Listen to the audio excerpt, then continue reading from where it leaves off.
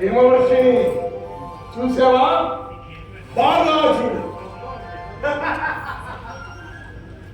ఇదే ఇదే భయంకరమైన ఆయన మందిరం. హిమవత్ పర్వతాల మీద నుంచి చల్లని కాలు హాయిగా నిద్రించి స్వప్నలోకంలో విహరించడానికి హంసకుడిగా సంబంధించదు. అది సున్నితమైనది. లభించవు.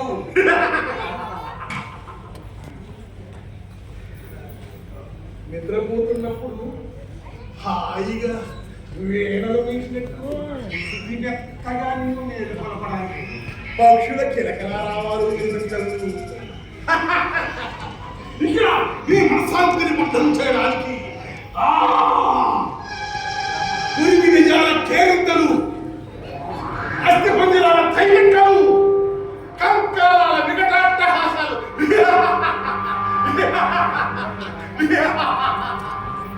అడుగడుగున మాయలు, మంత్రాలు, తంత్రాలు, గుర్రెలు, ఎముకలు, ఎటు చూసిన భూత ప్రేత పిశాచాల వికటాట్టహాస శబ్ద కాలుష్యం. ఈ వాతావరణంలో, ఈ భయానక వాతావరణంలో నీవు ఉండగలవా? అందుకే ఆ పుష్పాన్ని నాకు మరుక్షణం నిన్ను పర్వతం తిరిగి చేస్తానే. వినాశకాలే విపరీత పుష్టి అన్నాడు. నీ మృత్యుకాలం సమీపించే నువ్వు ఇంతటి దుస్సాహసానికి కోరేవాడు కదా. నా పతి అశోకవర్ధనుడు వచ్చిన పిమ్మట నీ లక్ష్మి, నీ భర్త వచ్చినతో నాకు పతనం తప్పదా? ఏమనుకున్నావే? ముందో కాలు ఏకమై వచ్చిన ఈ మార్గాలకు మరణం లేదు. సర్వదేవతలు తలపెత్తులుగా తపస్సు చేసిన ఈ మార్గాలకు మృత్యువు రాదు. సప్త సముద్రాలు ఈ ప్రపంచాన్ని మింగివేసిన ఈ మార్గాలకు చావు లేదు, రాదు. మార్గాతలు అటువంటి ఈ మార్గాలు ఎంత తక్కువగా ఇప్పటికైనా మించిపోయింది ఆ దైవ పుష్పాన్ని. నేనేమైపోయినా ఈ పవిత్రమైన పుష్పాన్ని ఒక రాక్షసునికి సమర్పించలేదు. రాక్షసుడివే, మొమ్మాటికి నువ్వు రాక్షసుడివే.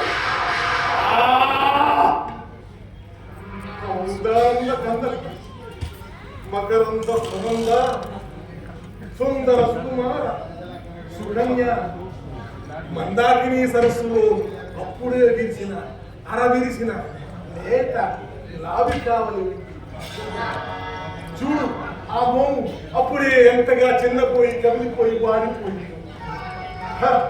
అందుకే అందుకే నా మాట లేదా ఇప్పటిదాకా ఏ దాన్ని కూడా శరీర సౌందర్యాన్ని చేతులు వేయలేదు. నీవు నా మాట నిన్ను ఏం చేస్తాను తెలుసా?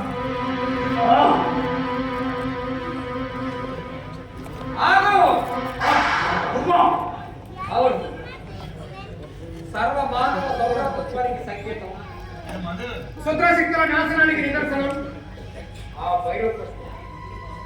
పవిత్రమైన ఆ పుష్పాన్ని నీ సొంతం చేసుకుని ఈ ప్రపంచాన్ని శాసించాలనే దుష్ట సంకల్పంతో నేను చావు నువ్వే కోరి తెచ్చుకుంటున్నాను. ఇప్పుడు నేను చంపి దైవ భక్తి ముందు ఏ క్షుద్ర శక్తులు పనిచేయమని నిరూపిస్తాం. చూసుకున్నా నీకు మృత్యువు లేదని కనబడుతున్నావు కదా. పొరపాటు.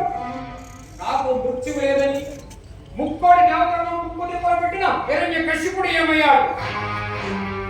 నాకు మరణం లేదని భూదేవతని భయభ్రాంతులు చేసిన హిరణ్యాక్షుడు ఏమయ్యాడు? నాకు చావు లేదని బాలనాథుని బందీని చేసిన మాయా ఫకీరు ఏమయ్యాడు? ఇక నీ దేవదేవుని స్మరించుకో, కాసుకో.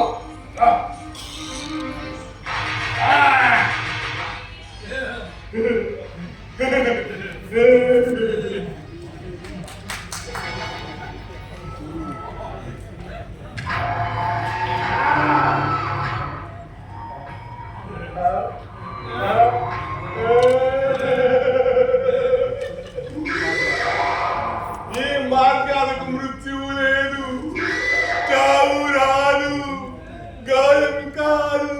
దేవా మహాదేవా, కంగారు పడకము. మార్కాతకు మృత్యుకాలం ఆసన్నమైనది. మార్కాత సౌరంలో ఒక గొప్ప రహస్యం ఉన్నది. ఏమిటి మహారాజా అది? అది నీకు ఇదివరలో ముందే చెప్పి ఉన్నా. అయినను మరొకసారి చెప్తున్నాను, జాగ్రత్తగా విను.